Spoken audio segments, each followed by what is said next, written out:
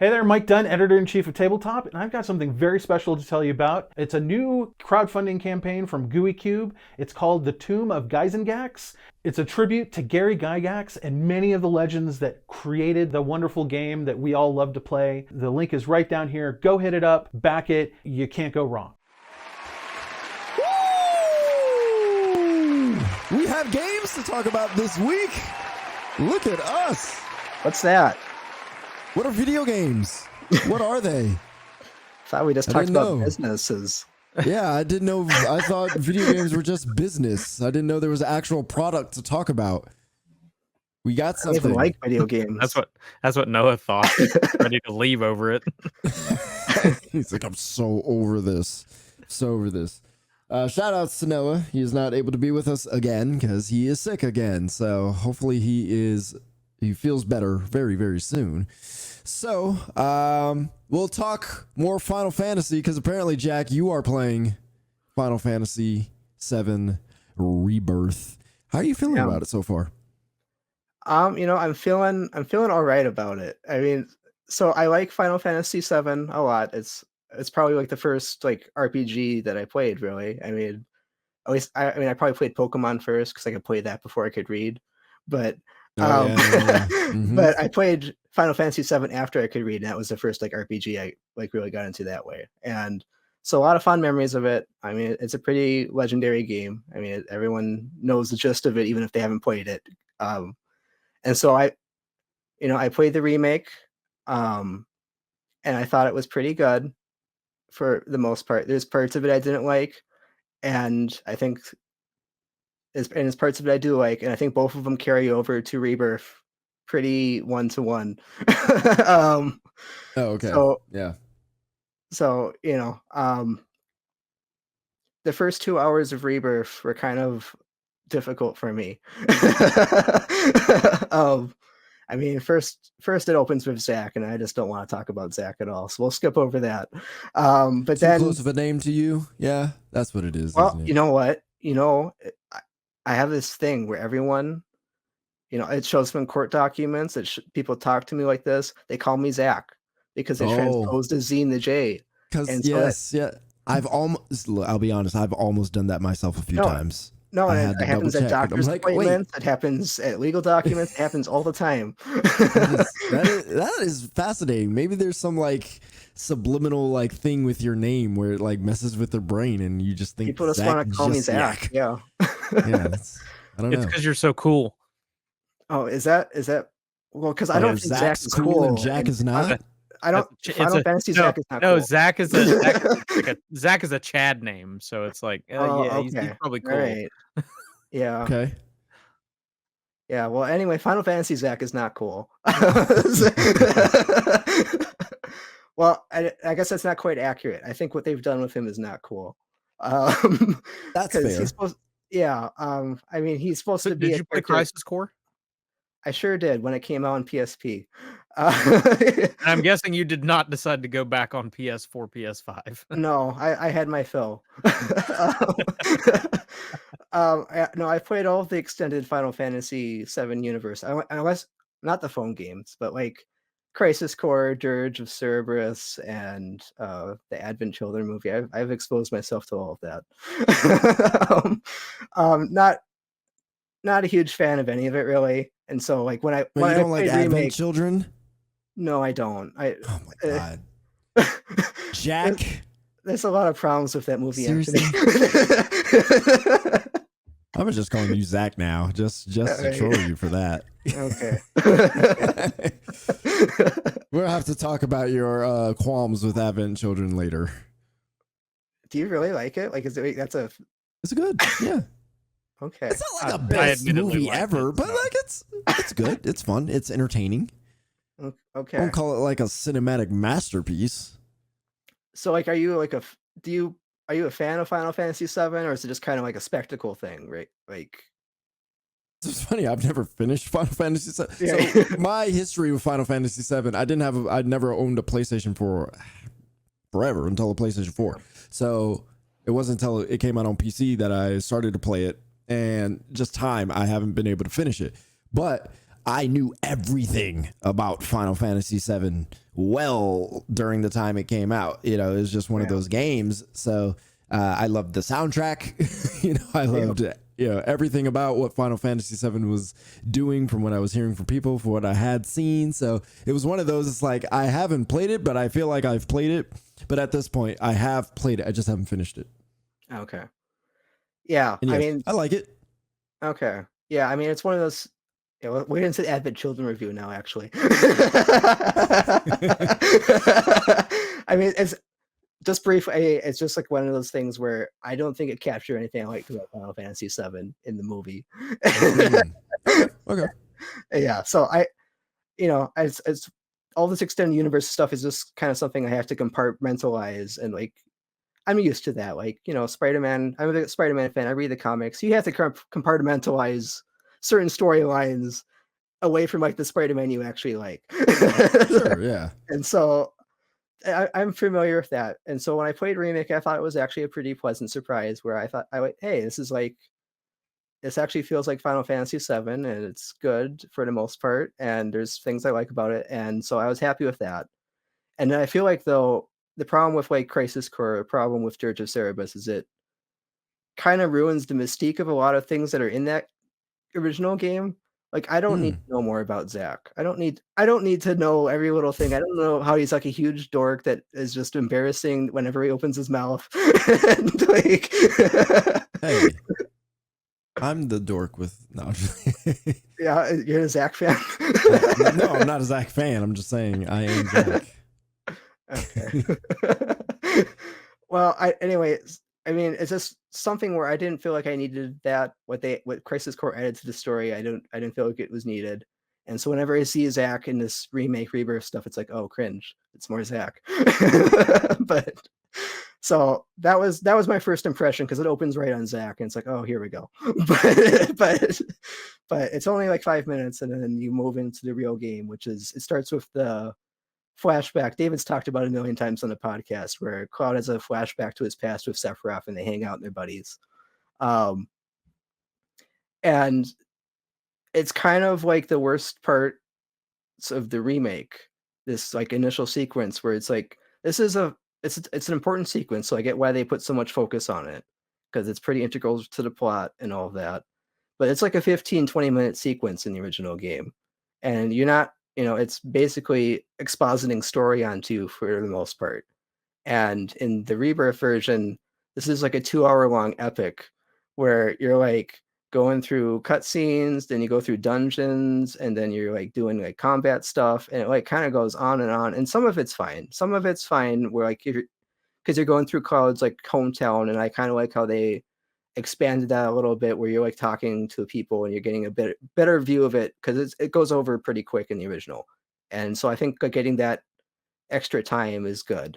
But like once they like start going into the gameplay part of it, it's kind of like, this is not like a good way to extend things, which is something I felt a lot in the remake too, is that you're kind of just going up different like hills and floors, and they're like, the part about the flashback for Cloud at Nibelheim that's important is like, oh yeah, you're seeing how powerful Sephiroth is and all this crazy stuff he did and how evil he is. I never thought that I would like play a new version of it like 20 years later, where you're like taking the world's smallest giant vacuum and pushing around slowly to like suck up Mako fumes to open an elevator door. I mean, the whole setup doesn't really make any sense, but it's like almost there purely to waste your time, because there's no puzzle here. It's like, we got to slow the player down. So here's this vacuum. You got to like drag it around slowly to like suck up some fumes. And then that's like the puzzle, I guess. Like, it's not a puzzle. You're just doing busy work. Yeah. And so, that's fine. It is what it is. And it's not like there's that many sections, but it's enough where it's like, wow, this is kind of brutal. And that's how I felt about The The Last of Us and like the little garbage things. It's like, how many of these am I gonna have to push just to climb into a window? Like, this is so boring. Like, what are we doing? There's just a lot of little stuff where like you don't think too much of it in the moment, but like it's accumulative stuff. Like, you suck up these fumes to open an elevator door, Then you go into the elevator and you press a button and it's like all drawn out and it's like with detailed animations, all this stuff. And it's like, It's I super mean, this is kind of, melodramatic. well, it's just like wasting time. you Yeah. know, it's like you're adding with all the waiting around and animations and stuff you do. I mean, it's probably adds several hours to the game time just like looking for all this stuff. And I mean, that's just how AAA games are these days. So I guess it is what it is. But that was one of those things where, okay, well, I'm not super impressed with this beginning part. Then you get to the boss battle. The boss battle is pretty cool. I mean, they do cool animations with Cloud and Sephiroth where they're like dancing around.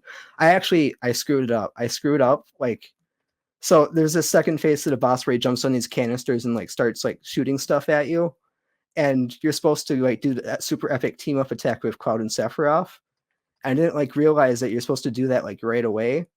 And so when I hit the button to do the synchronized attack, it was like a second too late. So the boss jumped off the canister where you're supposed to hit him, and Cloud and Sephiroth just like jump up there anyway and like hit nothing. And you're just seeing this animation play out where they're not doing anything, and it was like it's kind of ruined the cool moment.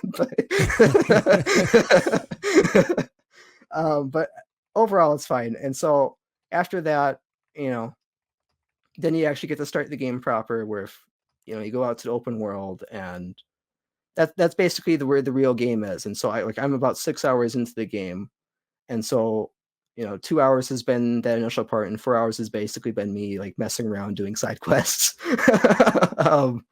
So exploring the open world, doing the Ubisoft Tower thing where you you press the button on the tower. And I mean, I think a lot of the side stuff is kind of fun. Like I like how they're kind of varying it, where there's different little quests. Like there's like a tree you go into and there's like Moogles in it. They're all weird looking in this game for some reason.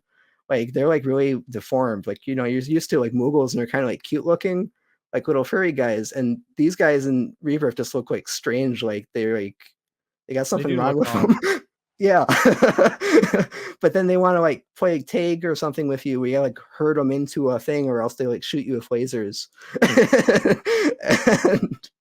and that was, it kind of reminded me of like a Kingdom Hearts mini game or something like that. And so that was kind of fun. That's a good bring up. It's like a Kingdom Hearts mini game. It really is.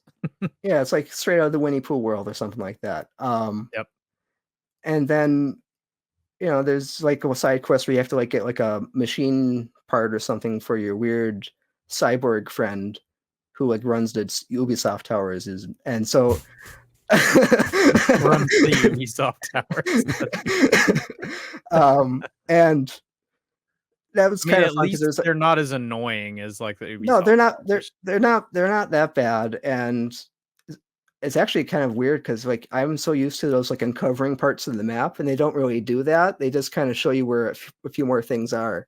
And so like whenever they zooms out to the map, it's like I'm kind of expecting everything to like clear out, like like a Spider-Man or an Assassin's Creed, but it doesn't. It's just like here's 2 more markers. I'm like, oh, okay. But yeah, I feel like most games aren't doing the whole fog of war thing anymore. I forget, there was a game I was just playing. Oh, I forget what the game it was, but yeah, it just revealed some more icons. I was like, oh, okay, that's what we're doing now. Yeah. So, and then I did like one of those quests where you get like this part, and it has a callback to the remake version where, oh, there's these loser guys you beat up, and now you got to beat them up again. And yep. So I like how I mean, technically it's all like fetch quest stuff, but they try to spice it up with like different like storylines and stuff to make it feel like it's a real part of the game. There's a lot of fun to find in it. That's the biggest thing that I've found. Like, and then the other things that you were talking about, the world intel stuff, like it's there to be there, it feels like, but at the same point, it's not a chore. So it's like, okay, I don't care that this is in here. It gives me a little bit of XP. It's worth the 2 seconds I spent hitting a couple of buttons. Yeah, I mean, my personality, the way I handle these games is like, well, I gotta clear out all the side stuff before I move on to the main thing. So I'm gonna be spending a lot of time doing this stuff, and so I don't know if it's gonna like carry me the whole way through, but I'll do it. That's the worst thing about reviewing a game like that is there's so many worlds that I just immediately had to stop. And I was like, I really want to do the side stuff. Yeah, I feel like that's kind of, at least the impression I get, that's kind of the appeal of this game, is that there's so much side stuff, like Yep. there's the Queen's Blood game, and I'm liking that so far. I like how it's pretty simple and straightforward. I hated the Condor Fortress game that they introduced in the Yuffie DLC. I will tell you that is part of the Junon region. Okay, yeah. Well, it's a lot more limited compared to Queen's Blood, though. Yeah, well, I'll give it another shot, but it's like one of those things that totally turned me off the Yuffie DLC, because like there's a certain point in the Yuffie DLC where it's like, here's 10 side quests, you gotta do them all, and like half of them involve this mini game that you hate playing. But Queen's Blood, I don't really feel that bad playing it. It's it's pretty straightforward. I think it's pretty fun, and if you mess up, you can just hit the restart button and it's over. You can just restart and do like a minute-long match, and it's easy. So it's pretty painless. Nice. I like that. Yeah. And because these card games, Final Fantasy has some pretty famous card games, but I've never really been into them that much. Like the Triple Triad's the famous one from Final Fantasy VIII. I don't really like Triple Triad. I didn't really like the one from Final Fantasy IX, but this one's okay, so I can deal with that. So there's lots of fun stuff to do. The combat's, I'm finding the combat kind of like harder than I remember the remake being, just in that you like actually have to like guard stuff now. Otherwise, like you'll just get mauled all the time. Like there's these wolves that I keep running into, and if you don't block their attack, they just like maul you, and you have to switch characters to save Cloud or something. And that happens to me like all the time, and I feel like that almost never happened in remake. And so like I have to like actually pay attention and like do good at the game now. And so that's good. And so yeah, I'm enjoying it overall, and it's one of those games where a lot of it's like, oh yeah, this is okay, this part's bad, oh but Eris said something, and so I guess this is a great game now. That's actually one thing that's kind of stressing me out a little bit, is that they have all these relationship meteors that you see now, and like, I know what's going to happen in this game. You're going to, once you get to the Golden Saucer, just like the original game, you're going to take one of these people out on a date. And I want it to be the right person, right? And it's like, so you got to like balance all these relationship meters, and like, should I do the side quest? I guess I got to do the side quest just because I got to get all the side quests done. But like, you're like giving me Tifa points. I don't necessarily want Tifa points. Tifa, side quest horribly. One. I know you have the advantage here. I need Aerith. Okay. Yeah, Tifa, we can be friends. That's fine, but you have relegated Tifa to the friend zone. This is blasphemous. So, I'm having fun. I'm only 6 hours in, so it's not like I'm super far in, but I'm having fun so far. In general, it's one of those things, and I'm going to expose the podcast people to this too. I was exposing you guys to it earlier, but in general, this game and remake feel kind of weird to me, because the original game, it's got those pixel blocky people, and that stuff's actually intentional. Like they wanted to try to evoke the same style as like Final Fantasy 4, 5, 6, where they had those chibi characters. You had to kind of fill in the blanks of your imagination a little bit, like what Cloud actually was like, and what these people's personalities were. And like these remakes and Rebirth, like they try to fully realize that they're not like they're not realistic because they have like anime traits to their faces and stuff, but like they're trying to be more real. And so it reminds me of like going to Disneyland or something like that, where it's like, here's the characters and you're talking to them, but in the back of your head, this isn't really Cloud, this isn't really Barrett. That's kind of what it feels like to me. So it all works, but it's just kind of like a weird, uncanny feeling when I play these games sometimes, where this isn't quite lining up with the version that was in my head for so many years, but that's fine. But yeah, that's kind of like, I guess I kind of had that feeling when I watched Advent Children, right? Because at the time, like that was the most fully realized version of the Final Fantasy VII characters, and it was like, oh frick, like they're doing all this stuff. This is what they look like. Look at the muscles. Sephiroth and his freaking super long sword. This in action. This is crazy. I hadn't considered the idea of, and this is, how all young brains work, but when you play something like Pokemon, and it's like these super small little characters, and the Pokemon are coming out, and they look like whatever with the, green and gray graphics and things like that, it's, and then you see the anime and then it's like, ooh, like but in one sense with that, it kind of created the images for me when I went back to play Pokemon on the Game Boy. So it was like I'm seeing what's happening on screen, but I'm also like imagining what this looks like if it were like in anime form. And I think part of that was the turn-based, you don't really see a whole bunch of details, so you're kind of filling in the blanks, although some of it's informed by the anime. Yep. And in this, I think it's interesting you bring that up because there is nothing left of the imagination because it's all right there in front of you. But then again, I have a feeling, I don't think this is a secret actually, so I'm not gonna say like this wasn't really made for like the Final Fantasy VII like veterans. They're included, but they're trying to make Final Fantasy VII new for players who did not play it or feel like it's outdated because of the graphics and things like that. So that's kind of how video games are now. Like everything's trying to be hyper realistic, at least on the AAA level.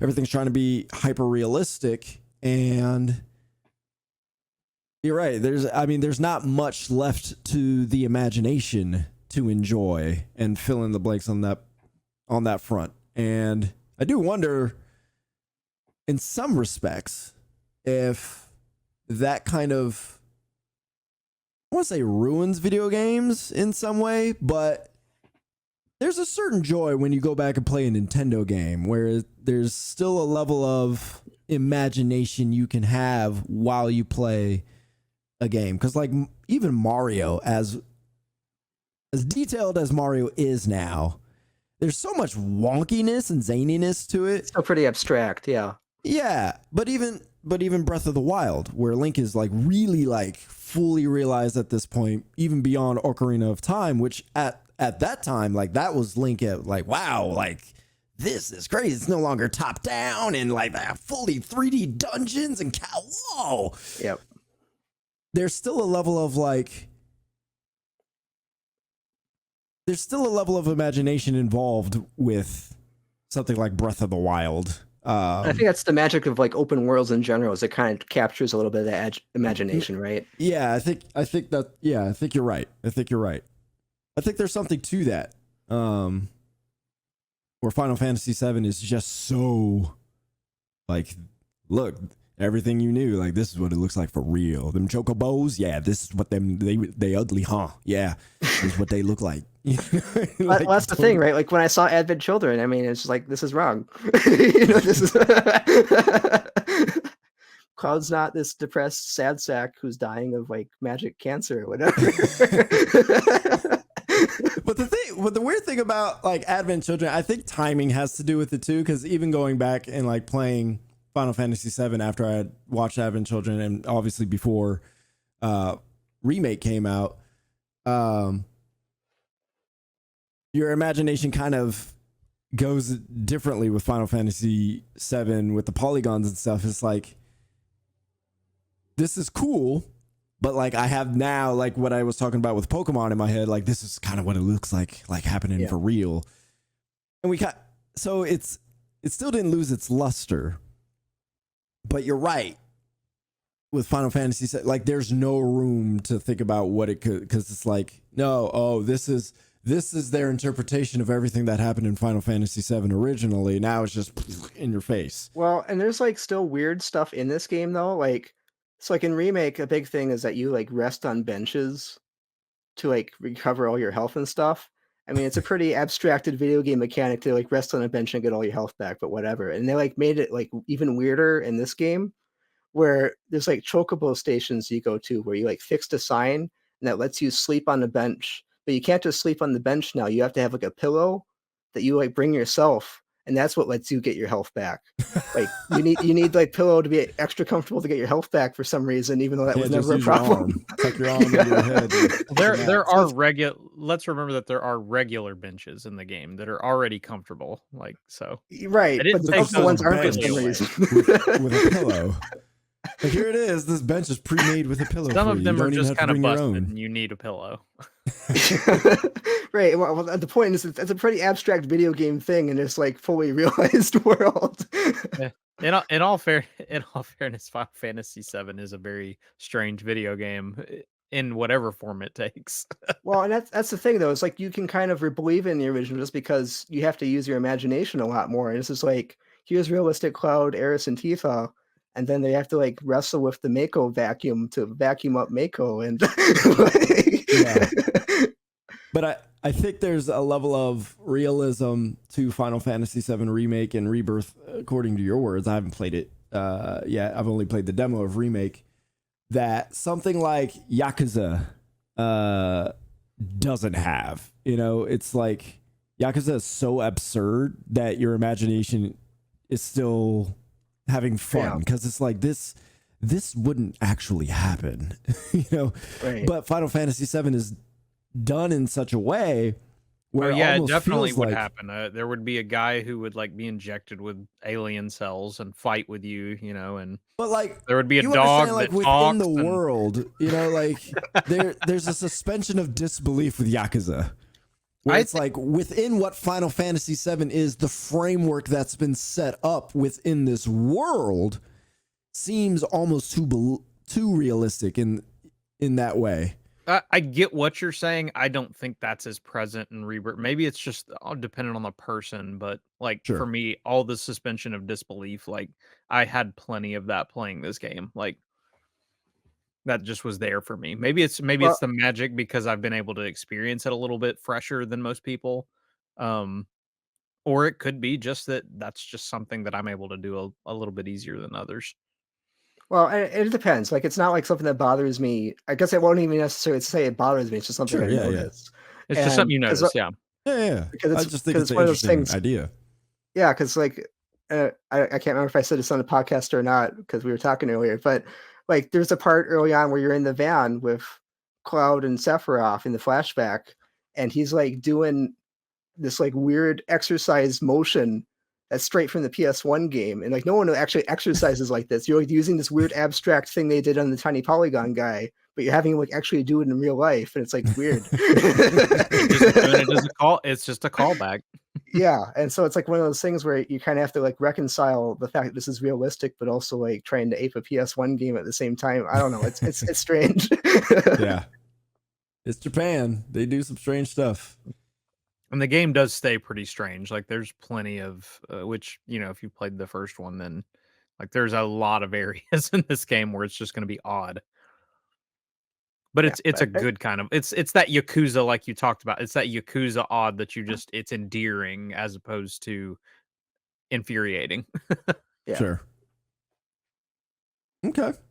All right.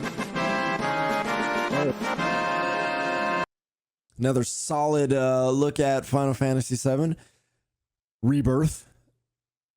All right, Jack. Oh, I've been waiting for this. I've been playing Prince of Persia, The Lost Crown.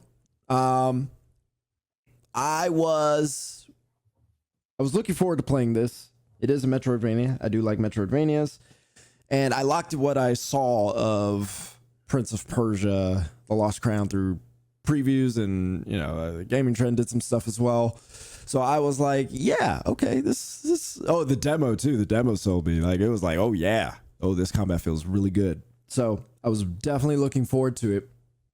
And I didn't finish it, mostly because of time, but I also didn't want to finish it. So oh no. This is a very weird one for me because I haven't played a ton of Castlevania in my life. When it comes to Metroidvanias, Metroid is my like go-to style of Metroidvania. And that's like my standard. The Castlevanias that I've played, I feel flow better than what Prince of Persia: The Lost Crown is doing. So one of my biggest problems with it, you mentioned this, Jack, is the backtracking, the way you have to do it within The Lost Crown. But I think our gripes are a bit different. So my problem with the backtracking in this game, it feels stilted at times where I'm fine with the platform. I got to a point where it's like, okay, I see what Jack is talking about. Like the platforming can get a little intense, but that didn't really bother me that much. What bothered me was the instances where I had to engage in combat, and there were very few times where I could just run past. It happened more often near the three quarters of the way, but it didn't happen enough. And then where you have to run back, the sequences are really long. So the teleporters are spread out in such a way where it doesn't feel convenient. So I'm having to run through all this stuff, do some platforming. I just want to go. I don't want to have to deal with any enemies. I've dealt with you before. When I play Metroid, any of them, I think I could say any of them. I think there you get to a point where it's like you got to do some serious backtracking, but you can just go. Like, yeah, and usually you're powered up. Like you have the Samus's like screw attack or the ice beam or something. You just kill the enemies instantly. Yeah. So you can just blast through them. You got so much health. You could take a little damage here and there. You just go. Get to where you need to go. Hit a save point. Keep going. Whatever you got to do. But this, because every hit just can take so much damage, no matter how far you could be at the beginning of the game. Somebody could still hit. You got more health. They still hit like a tank. So you might be a little bit stronger offensively, but defensively, you're just as weak. So having to do that, go through all the platforming. The teleporters aren't in a good place. I got to a point where I was up in the catacombs and I was like, I had to go back. Where did I have to go back? I had to go back to the teleporter so I could get to the sacred library to do some other stuff. And I was just like, I don't want to do this. Like, I'm halfway down here. I've already gotten through. I've been through the depths. The depth sucks. So whatever, I'm done. So, like, I don't want to play this anymore. Well, that's the thing, right? I mean, it's like, it's the platform. Like, I don't mind doing the platforming, but that, and like, you have to take the platforming seriously, right? You have to do it real, because you can't just mess up. You have to like avoid all the spikes every single time. You have to like fight enemies. You have to like actually take the enemies seriously. You have to like parry them, do the right stuff every time. So it's kind of laborious to like go around this map that you're supposed to be backtracking, because it's like, here's a dedicated platforming section, here's a dedicated combat section. It's not like a flowing map. You like have to actually like do it and like take it all seriously all the time. Yeah. And it does get exhausting after a while. There's just no point where you feel like I'm strong enough where I could just bust through everything, take a little damage, whatever here and there, and keep going and get to where I need to go. And I think they tried to make this more like a Dark Souls kind of Metroidvania, where it's just like, yes, you do have to think about everything. And I feel like if I had more time, I would probably be more patient with that, because I do like the combat. The combat is fun, especially when you fight the mirror version of yourself. I love those fights. Those are my favorite fights. It's so good. So the combat in and of itself, fine. But when I am in the mode of I need to get back to where I need to go, I don't feel like fighting. I don't feel like doing anything extra. I just want to get to where I want to go, because you mentioned this too. I've already done this. I've done this 2, 3, 4, 5 times. I'm over it. Where Metroid allows you that freedom. It's like Nintendo understands you've done this a whole bunch of times. You're all powered up. Cool. It's not like the enemies get stronger as you get stronger. It's like, nah, you've been through this. Go ahead. Whoop on all of them. Blast through them. Take a little damage. Go for it. You're trying to get to this other area that you couldn't get to at the beginning of the game. So here you are. And then once you get into that area, then the enemies are strong. So that element, I'm not going to say it's a mistake. I understand the design decision as to why Ubisoft went in that direction. I just think it's not the best way to do a Metroidvania. And it took playing this game to understand what makes something like Metroid, and in some ways Castlevania, so good, is because they allow the backtracking to become a little simpler as you need to go. It's not as laborious the entire time. It makes complete sense when you have to do it for the first time, maybe second time. But once you've gone through it and you're on to tougher sections, your weapons are better, your items are better. There is zero sense that the beginning should be tough at any point. So exhaustion is what I felt with this. I don't think it's a bad game. I don't think it's a bad game at all. I really like it. I think if I were reviewing it and I did finish it, I'd probably rate it like a 7 or an 8. Because all the elements combined are strong. It is a very compelling, fun game. I like the upgrade system. They don't just hand you stuff. That's kind of the dichotomy with this game. There is the element where it's a little too tough for a Metroidvania, but as a game itself, like a puzzle platformer, it's like the right kind of tough. Right. And I don't feel like it needed to be a Metroid game, right? I mean, it just feels like it would have been better if it was a normal game. Yes, I had this thought. I was like, this is a puzzle platformer in a Metroidvania. Like, that's what this is. This is a puzzle platformer. So I was like, if they settled on just make this a puzzle platformer, I think I would have had a heck of a lot more fun with it and felt far less exhaustion. But because they decided to make it a Metroidvania, it definitely more exhaustion. The other thing I really didn't like, which is part of the exhaustion, doors. The doors.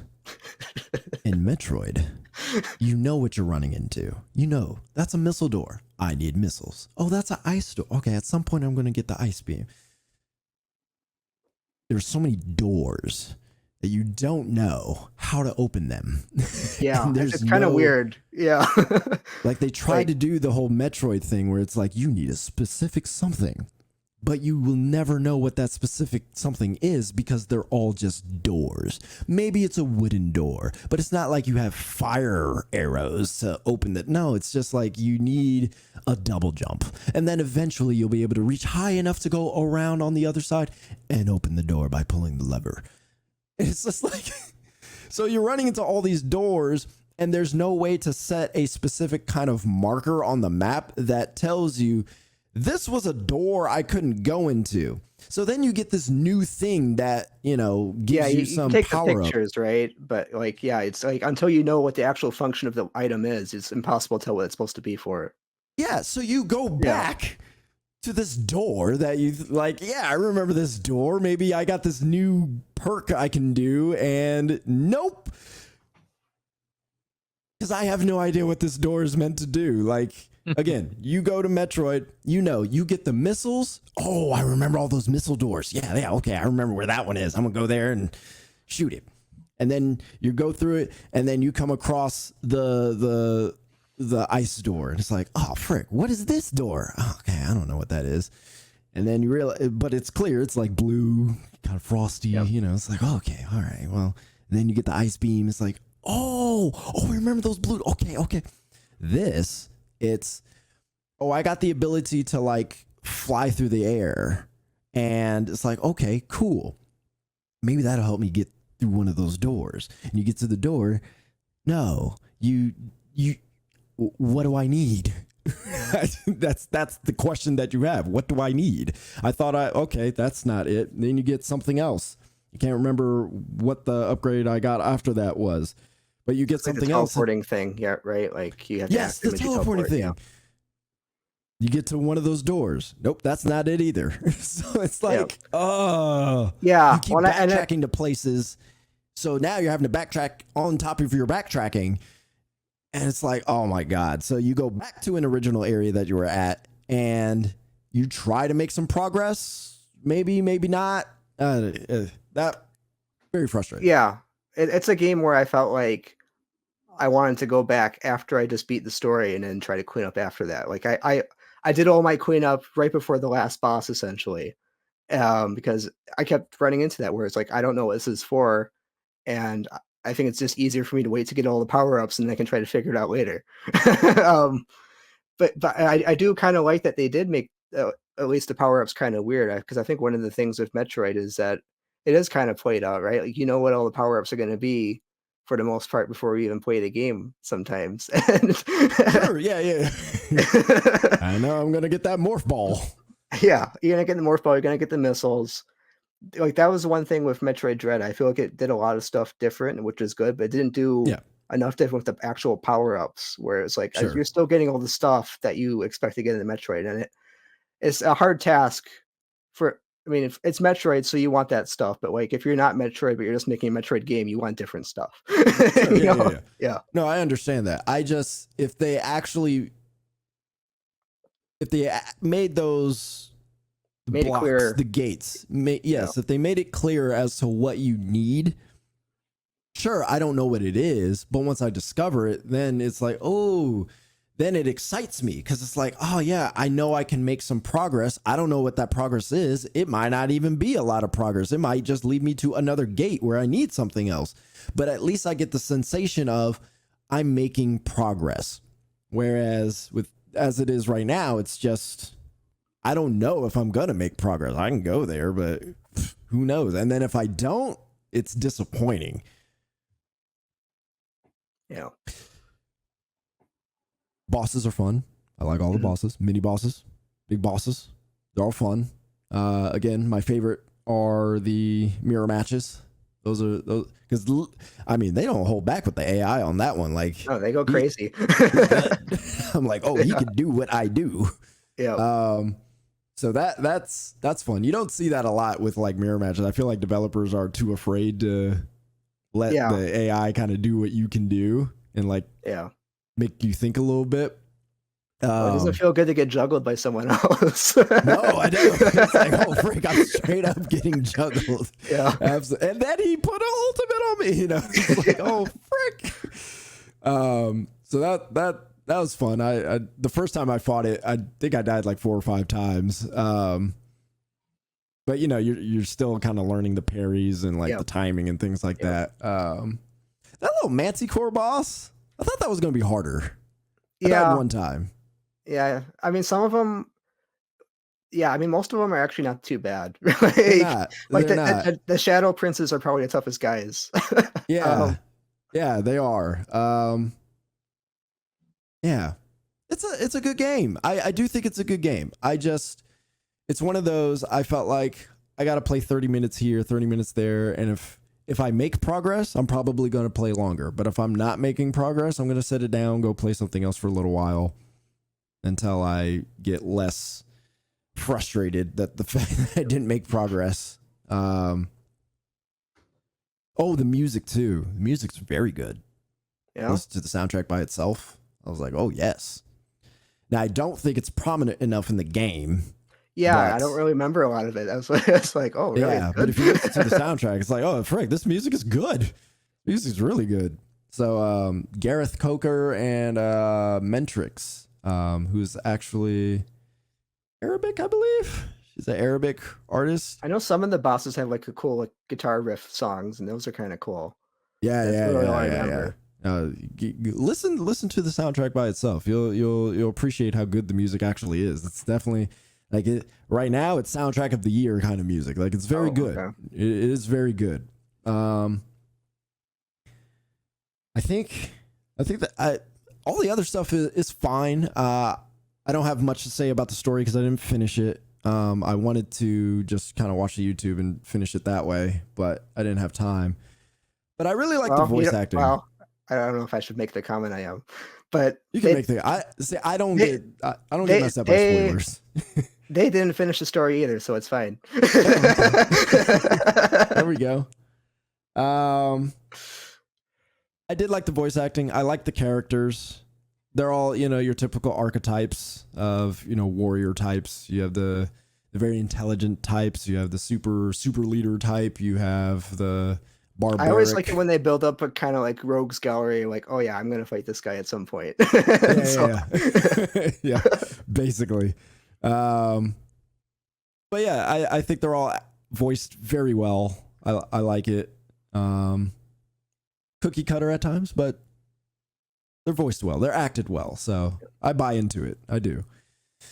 I think that's it for Prince of Persia.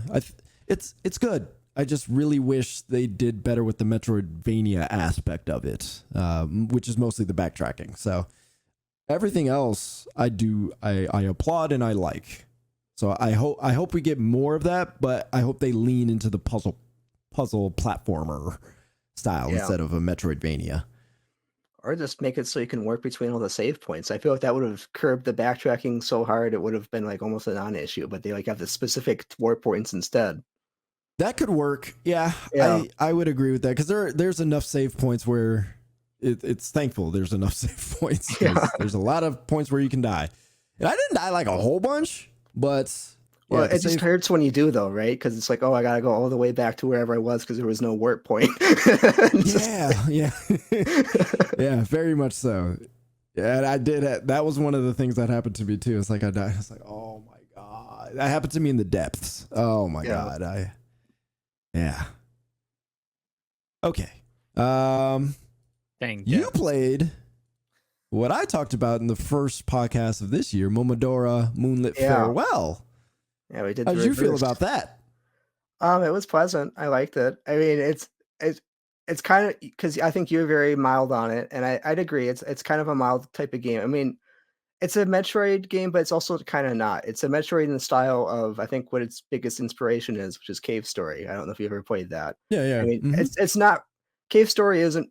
It's got like an interconnected map, but it's not really a Metroid. There's like two parts where you need to backtrack, but it's basically you're going through Mega Man levels almost. Where it's not the Metroid part's not that important. I think that philosophy carries over to this game too, where you're doing an interconnected map, but it's also very simple. Like you know, you take a picture of the entire map, and it's like probably the size of one Prince of Persia map, like one area from Prince of Persia, and it's all kind of in a straight line for the most part. There's like maybe one or two branches, but it's like each area is kind of a straight line, horizontal or vertical, and so it's all pretty straightforward. And so the main thing is just it's kind of a pleasant action game where it doesn't push you too hard or anything. I mean, some of the bosses are a little tough, but you can kind of easily curb stomp the game too with the card system. Like if there's one where you get a shield every time you heal, which basically gives you an extra hit, and it's like, okay, well the game's just totally trivial now.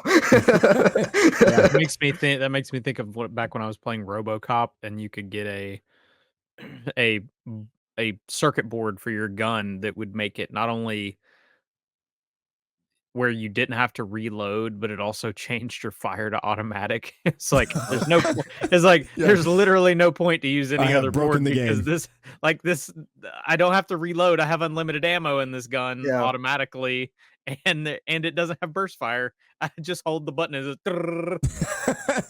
I got that, and I was like, okay, now I'm going back. Now I'm going to do those trophies where I got to do the shooting gallery.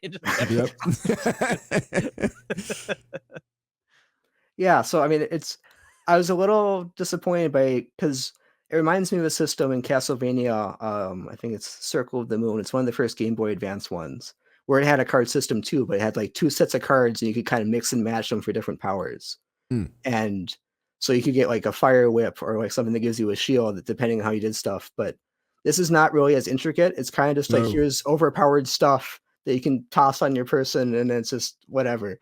And so it's got these subsystems. So it has like the pet system too, and like I spent most of the game not even understanding what they did. I only used the attack one where I forget what it does, but it like sends like shockwaves out or something. I don't remember. So like that stuff's kind of superfluous, and I mean, those were great for stun though. Yeah, it stunned pretty much anything. And you can unlock the character from the fourth game, where it's just a tiny version that follows you. And I thought that's kind of cute, so I just have her follow me the whole time. But that was my first one, so I didn't get any of the references if there were any. Okay, yeah. Well, I mean, it's kind of the fourth game is like the one people have probably played. The rest are like freeware games, essentially, that the guy made.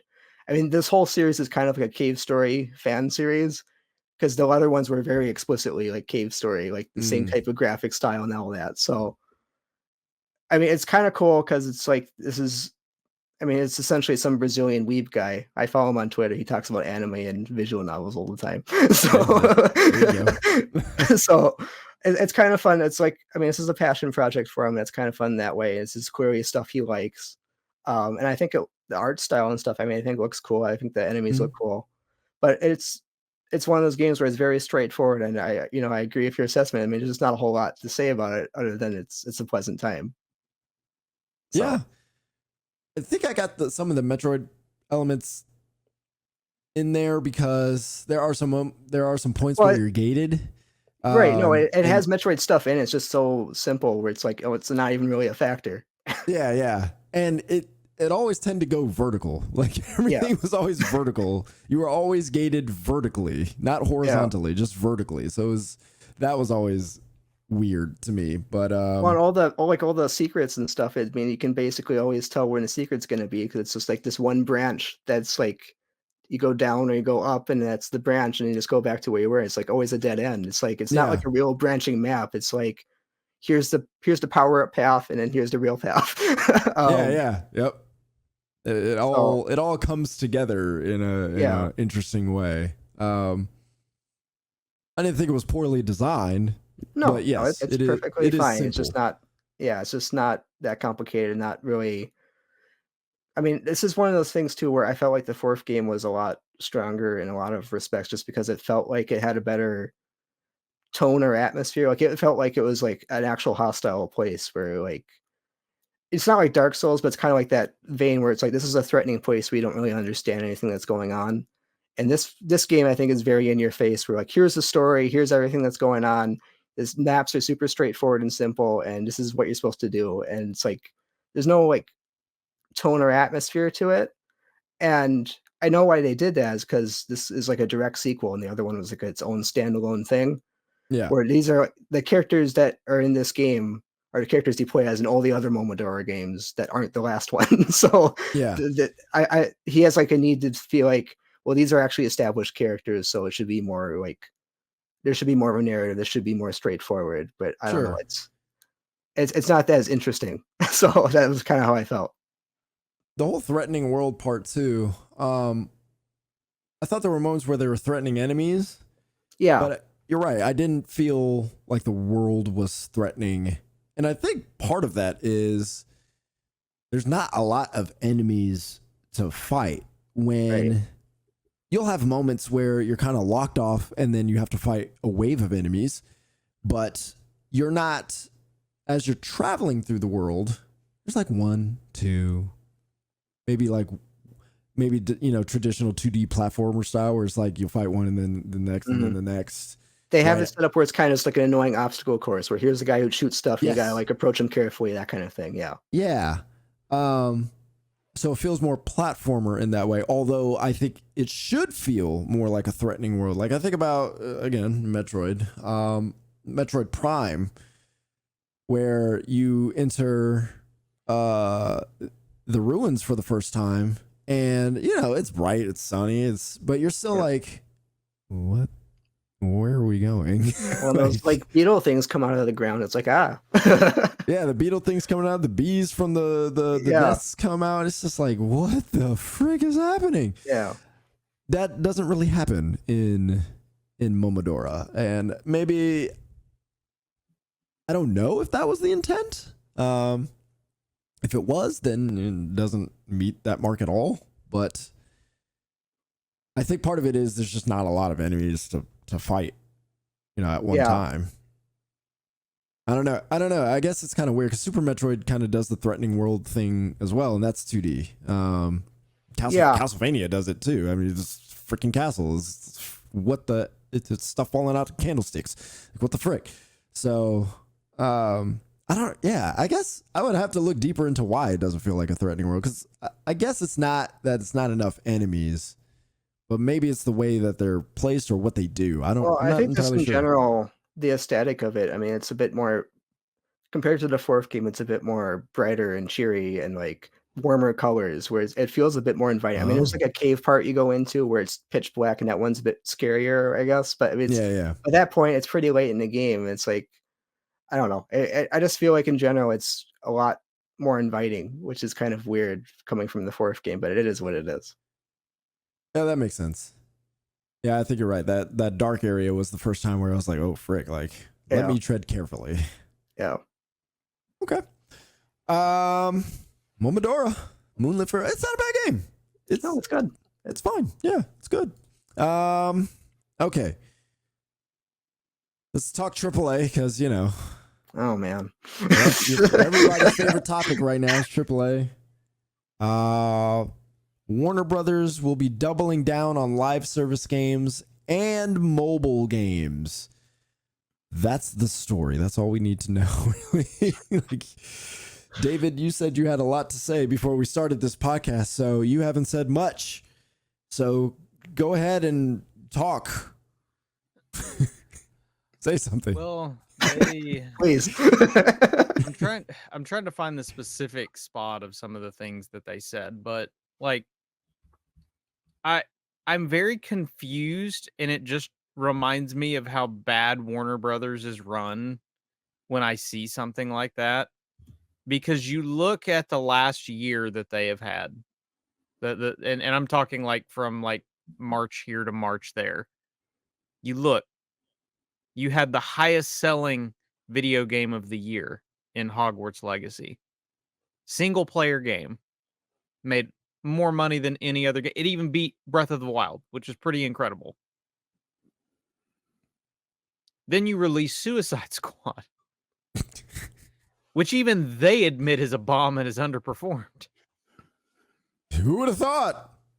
And your takeaway from looking at these things is, man, we really need to double down on that whole thing we did with Suicide Squad. Like, how do you come to this? You've watched as so many people have made this discovery of crap. We can't keep putting money into lives. Ubisoft had to just be like, no, we can't do this.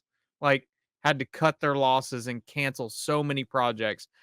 We've heard of a bunch of other teams that have canceled their projects. Sony right now is going through a bunch of cancellations because they see the cost that live service has to get into, and it wouldn't be worth getting into it. Even if it could make a good profit, it's like, we have to put money behind this for longer than we're willing to put money behind this. So all of this information is out here, and you still want to double down on this. So here's a quote from them that I think is fascinating. And this I'm reading from VGC. The quote says, "The challenge we've had." It's JB Parrott, the company's CEO. Okay, so the challenge we've had is that our business historically has been very AAA console based, and so as you know, that's a great business. When you have a hit like Harry Potter, it makes the year look amazing. And then when you don't have a release, or unfortunately, we also have disappointments. We just released Suicide Squad this quarter, which was not strong. It just makes it very volatile so to double back, when you don't have a release like Harry Potter. And duh. Yeah, that's every single video game company. Yeah, so I'm like, all right. You understand when you have a release like Harry Potter, that's when your business does better, especially when you are historically mostly console based. So for them wanting to get into mobile to subsidize what console may not be doing from a business standpoint, I understand the logic. But to your point, David, why would you not make more Harry Potters that are not live service? Why would you not make games that are similar to what Harry Potter has done, or maybe Batman Arkham, and do those instead of doubling down on the thing that clearly didn't work for you for a variety of reasons? Maybe not all WB's fault necessarily. Well, it was a terrible IP to choose to base everything. That's the problem. Is that's Suicide Squad? Suicide Squad gives them an out to make the wrong decisions because they can blame it on Suicide Squad not it being live service. Because even I can admit you turn, like, for instance, you turn Harry Potter, that game into a live service game is probably doing pretty well for itself. Just being honest. Yeah, sure. But Gotham Knights wouldn't have done that. No. That's another one. And that game was pretty much, you'd imagine that was probably a live service game originally. Like honestly, it feels like it was probably a live service game originally. I imagine, yeah. How crazy is it? Like, how incompetent do they have to be to like not have any real Batman game for over a decade? It's incredibly incompetent. I was talking about I think I've even said it on the podcast. They would probably be on their development in the development cycle, almost at the end of the development cycle for a second Batman game at this point. Yeah, or whatever the second game is. We would have already had a Batman game by now. I don't understand the thinking of here's Batman Sidekicks game, here's the Suicide Squad game, but no like actual Batman game. It's like how Sony keeps doing these Spider-Man movies without Spider-Man in them. It's like it makes no sense. At least there's a legal reason there. Like there's something that they're tiptoeing. Whereas here it's just straight up, we chose not to do it. I never want to knock a developer for doing something outside of what they normally do, but well, Rocksteady doesn't have to make them, but literally no one's working on a Batman game at all for a decade. It's crazy. Yeah, especially when there were 4 extremely successful ones. Like, as much as people don't like Origins, still did very well. Origins did great too. I mean, it's yeah. I mean, if you're WB and you're Rocksteady, and Rocksteady goes to WB and is like, "Look, we want to make a game based on Suicide Squad," which probably at the time they pitched it, Suicide Squad was probably a little more popular, at least the idea of it. And then somewhere down the line, live services start blowing up. And I imagine WB goes, "Hey guys, see how much money those games are making? Catch my drift? Yeah. Okay. See you in 6 years." So, like, by that time, I don't think they want it to be 6 years. That was being facetious, but you know, like, they know, like, at this point, Rocksteady, who has not done live services, is probably put into a position where they wanted to make a certain kind of game, and then they had to flip it into a live service game. And what's the easiest way to flip something into a live service? Let's copy Destiny. Yeah, that should work. Let's make a loot-based game that's live service. Yeah, sure. And then it takes 10 years, and then it's not the thing that they originally, I imagine this is what happened. It's not the thing that they originally wanted to do. And so they got to take the fall for this. Meanwhile, who else is going to make Batman?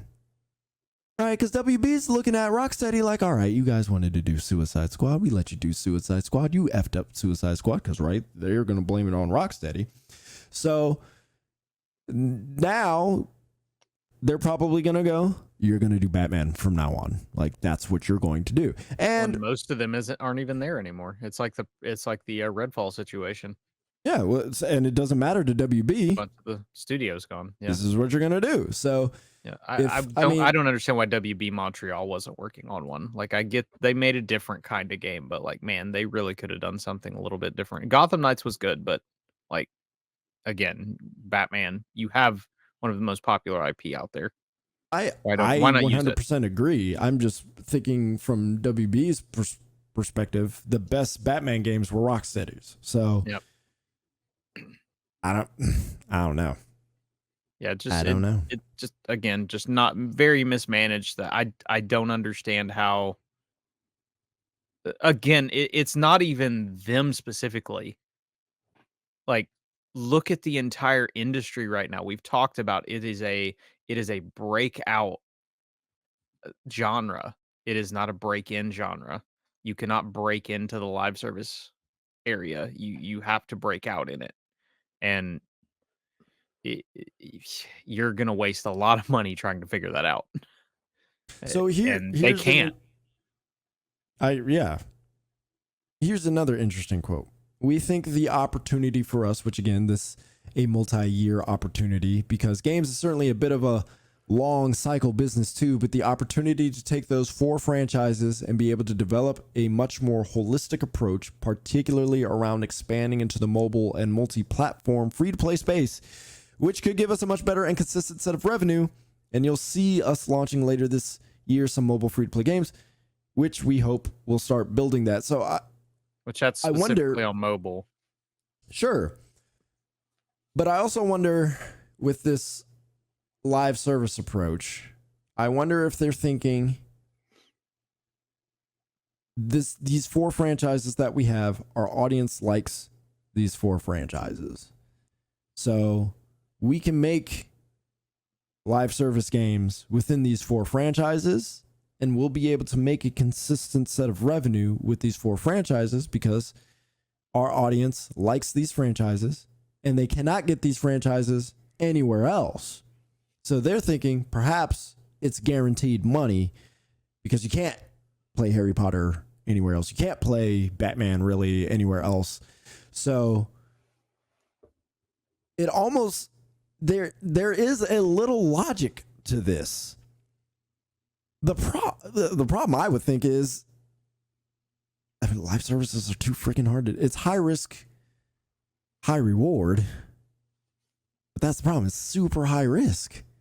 Yeah, the risk is very much outweighs the high reward because of how hard it is to find. Again, you're not just competing with the other game. Like, there's a difference in competing for the other games. You're competing for the attention. Like, you're not just competing with dollars. You're competing for attention because for sure, not everybody, like, I've talked about it before. Call of Duty's my main game. That gives me very little time. They're full on shooters that I would like to try, and I don't. Why? I don't have the time to pull away from Call of Duty because I'm doing that thing. There are a lot of black hole games that are already holding on to people, and if it's really hard to infiltrate and create your own. I agree. Let me play devil's advocate for a moment, though. How many Harry Potter fans do you think are playing something like Call of Duty or Apex Legends, maybe Fortnite, things like that? Right? How many Batman fans are playing those games Fortnite. as well? I could see Fortnite. I agree. Fortnite, I feel like has touches all audiences. Yeah. But I think people generally could fit in like 2 live service games in like their time, like if they want to. And again, I can see Harry Potter. Like, that makes complete sense to me. Like, sure, that would work. We see something like Hogwarts Legacy be such a big seller, you can look at it and immediately think, okay, if you had something that you could make that would keep people involved playing it, yeah, that'll work. I'm unsure on Game of Thrones, mainly because Game of Thrones is competing with things like the Dragon's Dogmas and stuff like that, and I think you'd have to create. It would be a really hard game to craft. Is just my opinion on that like one. Lord of the Rings. I don't think there's a good way to make a game like that people want to just stick with. Like, you're almost having to jump into MMO territory, and I'm just not sure that you can make that work. I'm very interested to see how Dune makes it work, since that's another WB property that with Dune Awakening. But then you go, obviously, DC. Like, you can try to do something, but you already abandoned that Justice League game that was out for the longest time, DC Online or whatever. Oh, like, and yeah, that didn't do good. necessarily much for them. So, like, and we've already watched Marvel's Avengers, what it tried to do. I just don't know that works. So we're already all the way down to, what was the other property that they were talking about in here? I don't remember. Mortal Kombat, which it already is kind of its own. Yeah, it already is one, so it's fine. It's in the lane that it's in. Like, it's a little different, obviously, of a live service, but it's in its own lane that kind of exists. Like, so really, the only thing that we've gotten out of this is Harry Potter would probably work if you do it right. Like, I don't see where these other franchises, like, that, I get why, and they talk about strategic investment, but again, the time that you empty into that is time you don't get back. You know, and did you want to say something, Jack? Sure. I mean, I guess just the Oh, I thought impression you were I about to get say. from what I the impression I get from what they're saying is it's almost like the Harry Potter game doing well was like a fluke for them. Like they weren't expecting it. Because I mean, everything they've been doing Everybody is knew that was going to be so good. They've got stupid people up in those offices. Like, I don't know that anybody expected like best-selling game, but we knew it was gonna do gangbusters. right. Well, and they're talking though like, oh, this is like somehow not good for us, and we need to like pivot all the way to this other direction. It's like I just don't. I mean, this whole company just seems horribly mismanaged to me. Like I feel It's like it's it's just like yeah. Mortal Kombat's doing okay, but it's like I think they're mismanaging that right now too. It's just like everything they're doing is not good. I think they're gonna reassess their strategy in a year or two at least. So It's just like how people said, "Oh, make Pokemon an MMO and everyone's gonna flock to it." Look at what happened with Pal World. Like, it's not the exact same thing, but it's pretty close. So it's like things we know. Harry Potter's going to sell like crazy because its fans are invested. A and same with something like Pokemon or MMO and Spider-Man. Like, people love that game. So it's just Yeah, it seems like what they want to do is just create consistent income, and you Yep. can't do that with a one and done. So, Yep.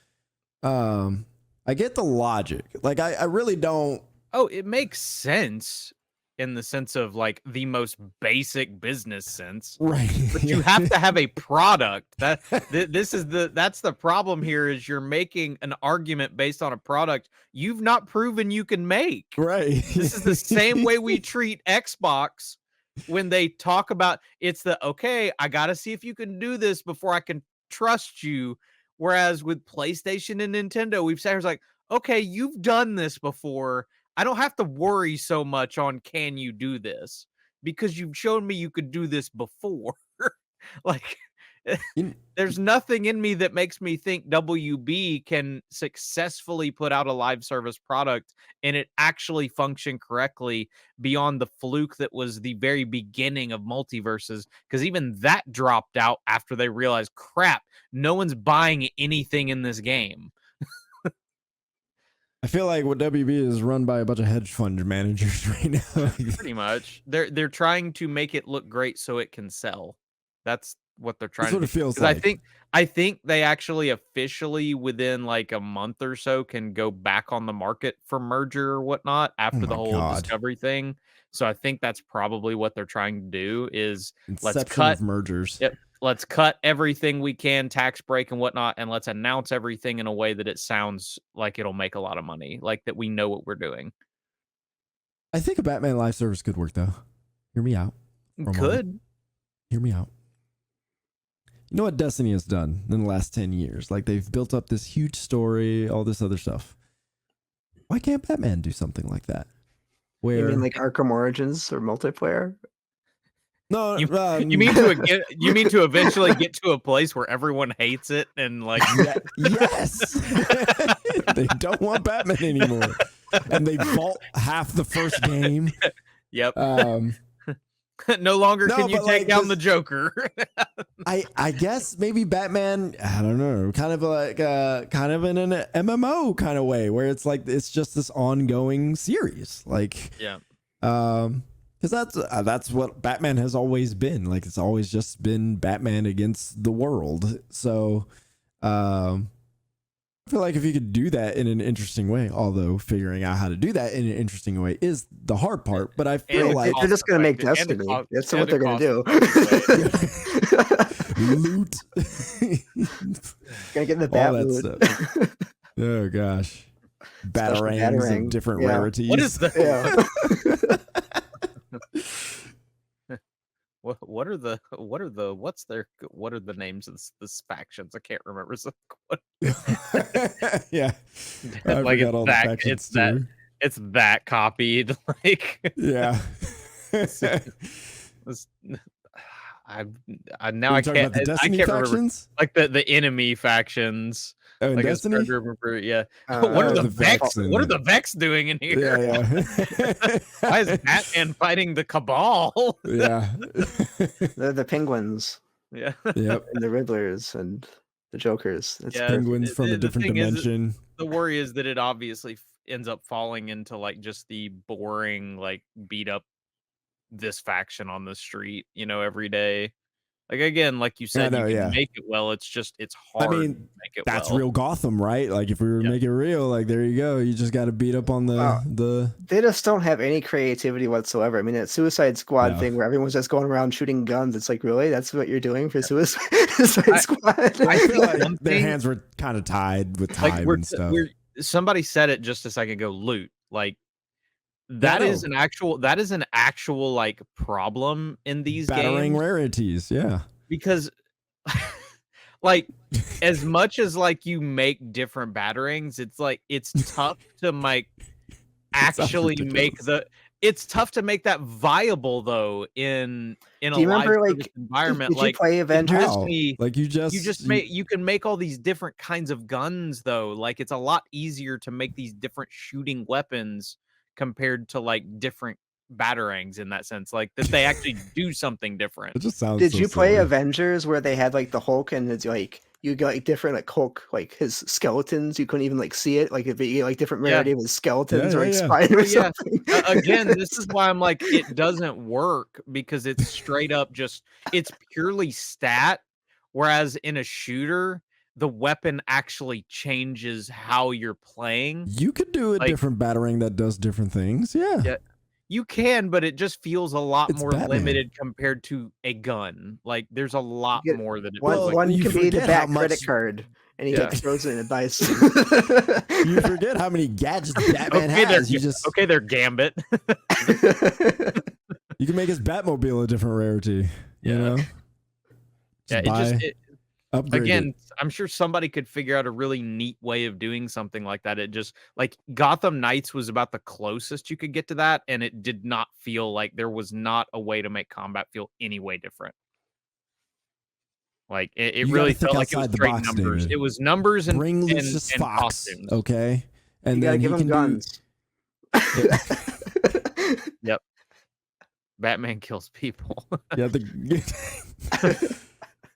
Yeah, you're bring in Zack Snyder, different rarities. The Snyder cut, the Snyder cut, but Rocksteady Batman. It is really funny that like Batman doesn't kill people, fam. We had a tank in Arkham Knight. There's no way that thing shot rubber bullets. Concussion blasts, David. Bro, if those are rubber bullets is shooting, it was like they were tearing holes into those people. Like no way those were stopping hearts. But it's just like I think that's probably part of it because a lot of live service. I'm not saying that it's everything, but a lot of live services shooters, like a lot of the successful ones are, like that aren't MMOs. Sure, yeah, I would. I mean, there's been smaller ones that have been successful. It's the way the loots have been able to work. Yeah, I agree. I think that is part of the homogeny of people look at what's successful and so they try to copy that. But if you legit tried to do something interesting with, say, a Batman, for example, and you came out with a good idea that is actually like workable and fun and interesting, I think it could work. I think uniqueness is undervalued in AAA games. That's why even with business models. So that's why I'm so sad because in the Spider-Man in the Insomniac leaks, there was actually a live service Spider-Man game that was being worked on called The Great Web, and it was Did you see like that slide kind of thing where it's like, oh, I am so Spider-Man upset, meets GTA Online? Yeah, I'm actually very upset because the premise and the way that they were designing it sounded amazing because you would actually pick an archetype of a Spider-Man. Like, so they would that was kind of how you did things, like, but they were that you would have like, there were like raids, there were like actual like events, like they were actually planning up like a whole entire symbiote saga. Sure, like is how it was going to work and stuff. And it's like, oh my gosh, this would have been so cool. Like to go on these like together with other Spider-Man and raid and stuff like that. Like that's how you could make a good Batman game is essentially you'd have to have it where it would be that kind of an idea. But taking the whole multiverse idea and using your Spider-Man, that gives you your variety that you need. Because then it falls into the like World of Warcraft kind of style instead of it being about you're still wanting to get better loot, but you'll deal with instead of having to, I'm trying to get the meta weapons, you switch to different you're doing different characters, Yeah. different builds. And that's where you'd have to go with I guess that's honestly where you'd have to go with any sort of Batman live service, is it would be, okay, Batman's really good, but hey, there's this Robin build that works really well. Like you'd have to go full Bat family, that kind of stuff probably. Oh yeah, definitely. No, yeah. It couldn't be all Batmans. That'd be weird. Yeah. I'm Batman. No, I'm Batman. It would turn into the beginning of Dark Knight, where like he comes from the garage and there's the Batman with guns. What gives you the right? I'm not wearing hockey pads. Yeah, that was pretty good.